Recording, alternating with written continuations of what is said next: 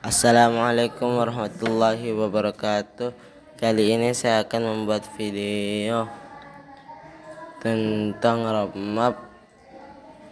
Di sini saya bakalan mulai dari bagian PWA, Progressive Web Apps. Pertama kita punya PWA atau Progressive Web Apps. Ini adalah aplikasi web yang bisa berjalan layaknya aplikasi natif. PWA juga memungkinkan pengguna mengakses aplikasi bahkan saat offline, mendukung notifikasi push dan bisa diinstal langsung ke perangkat tanpa melalui store.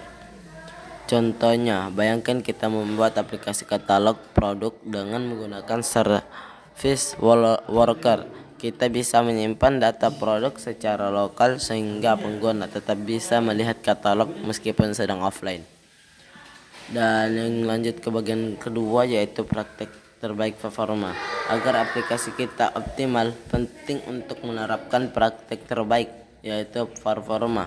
Misalnya menggunakan strategi charging yang tepat, mengompres aset dan minimalisir blocking. Search ini akan memastikan pengguna mendapatkan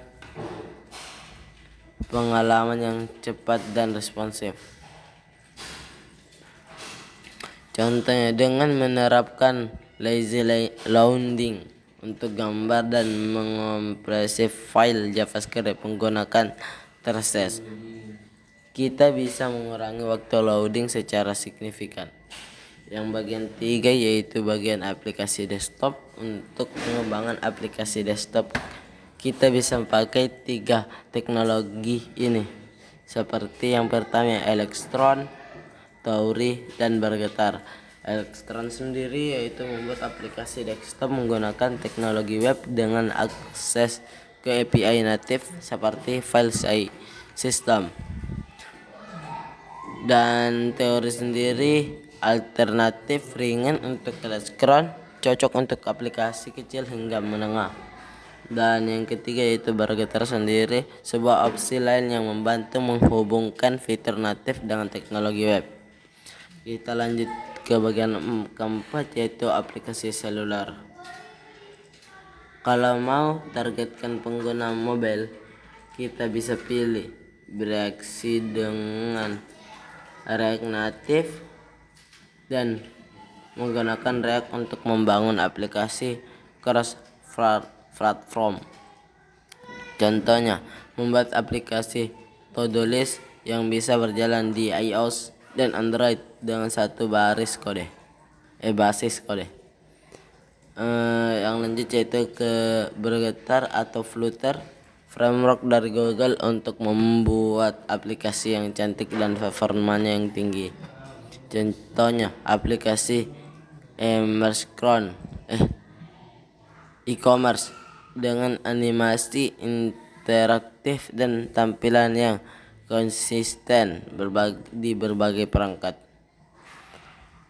Yang berikutnya ada Lonic, menggunakan teknologi web untuk membangun aplikasi mobile hybrid dengan cepat. Contohnya aplikasi Event Planner yang bisa dideploy ke web, Android, dan iOS tanpa banyak perubahan kode. Kita lanjut ke bagian 5, tempat belajar yang bakal kita lanjutkan.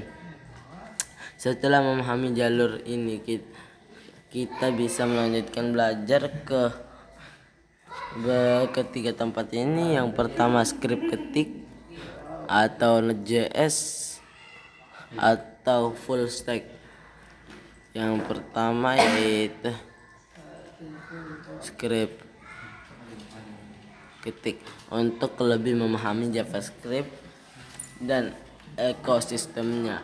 Contohnya, misalnya kita belajar membuat algoritma pencarian sederhana atau memanipulasi DOM. Dan juga Node.js, jika tertarik dengan pengembangan backend atau full stack, maka contohnya membuat React API untuk mengelola data menggunakan dan terhubung ke database MongoDB. Yang terakhir yaitu di bagian full stack mengenai seluruh lapisan pengembangan dari front end hingga back end. Kita bisa membangun aplikasi blog lengkap dengan fitur autentikasi, komentar, dan pengelolaan postingan. Mungkin cukup sekian dari saya. Assalamualaikum warahmatullahi wabarakatuh.